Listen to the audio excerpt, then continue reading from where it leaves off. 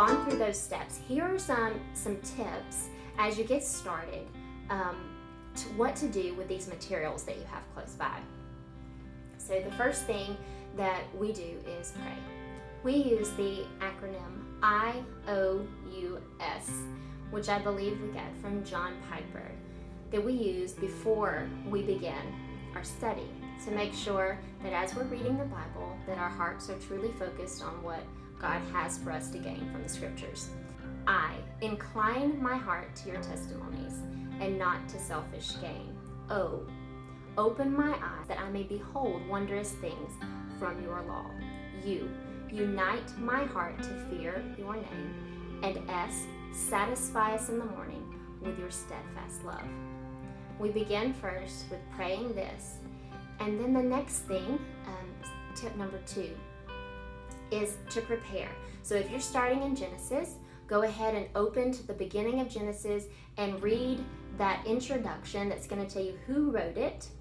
It's going to tell you what time period it was written in, and maybe give you some other background knowledge that you may need to know. That's a great place to start.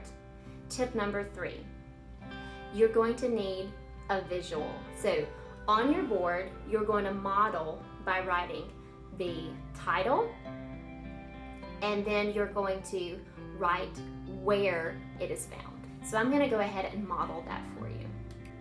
So here I have written the title, the creation of the world, and Genesis 1. And so my children usually go ahead and copy this part, and then I go ahead and read through the entire passage.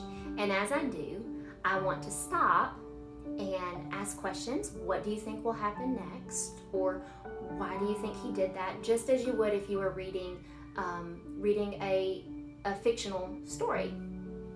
So as we read through, I want to try to draw their attention to the word and to any details that I feel like are really exciting or important. But the main thing is I'm modeling interest in the word and excitement in the word, because we're really setting the tone.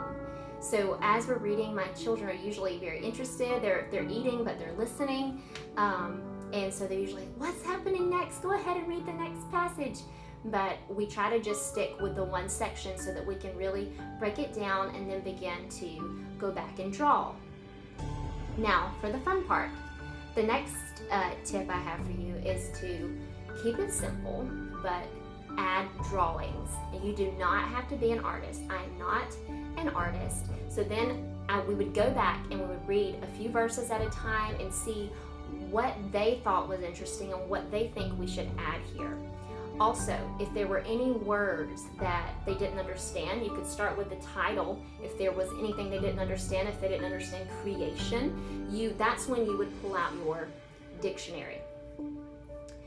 So a dictionary is another tool that you can have nearby. We use the Usborne dictionary that I can post below that we enjoy, and it has some pictures in it. But then you could go ahead and write out definitions of anything that they do not understand, so that they can have a better understanding as you go into the text. But I want to show you some drawings of my children, because as we draw, I also pull out, this is your next tip, I pull out different subjects. So because we homeschool, I know what they're working on, and I know what things we'd like to spend more time on. I pull those out. Whether you homeschool or not, you know what your kids enjoy, but you also can find some different things that maybe they're struggling in that we need to pay attention to, maybe in reading. If you look closely, this is my 8-year-olds. So the title of, this is from 1 Samuel, which is what we're in now, but here this is Saul. Here sitting under a tree, and here we have his son Jonathan and his sword bearer. And so as we read this passage, we also copied verses that we thought were important. Here at the top, we thought about parts of phonics that we needed to work on, like OR and ER and what sounds they made, so we wrote some other words.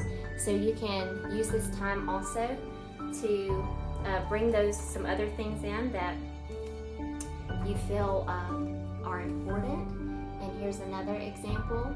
So she has the title at the top and where it's found. This is in Judges. And if you'll notice, like we put the time here. So you can see what we decided to pull out here. And so 7 fresh bowstrings, new ropes, 1,000 pieces of silver. These are just the different things that that Delilah tried to weaken Samson. And here weave the 7 braids of his hair on a loom, and then at the bottom she drew Delilah's room, maybe where he's at.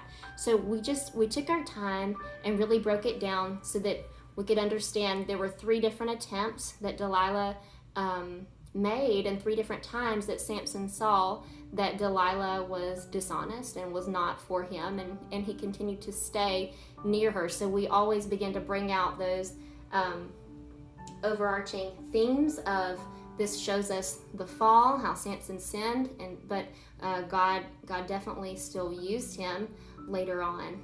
Now here's my 4-year-old's journal. She's almost 5. So she has this bigger journal, and so she is writing less, but she did write Samuel here and Saul here. But see, she just copies a little bit, and then draws some other things that she'd like to draw here as well. So this one was Saul's rash oath, and she just wrote Saul's rash. And so here are his soldiers, where he was telling them not to eat a thing. So I hope these examples were encouraging to you. I'm not going to draw because, like I said, I'm not an artist, but I would draw stick people, and then my kids would draw a little bit more detail, and that's okay. And just use that time to give them a visual, and then allow them to sort of concrete or cement what they've learned by drawing it. So these are some practical steps and tips that you can take at home to lead your children in Bible study. I hope that it was encouraging and helpful to you. If you would like more examples or more in detail videos, leave that in the comments below if you have any questions. Or if you try this at home and you'd like to share with us, you can comment below. Please remember to like, comment, and subscribe. And I hope that I see you again soon.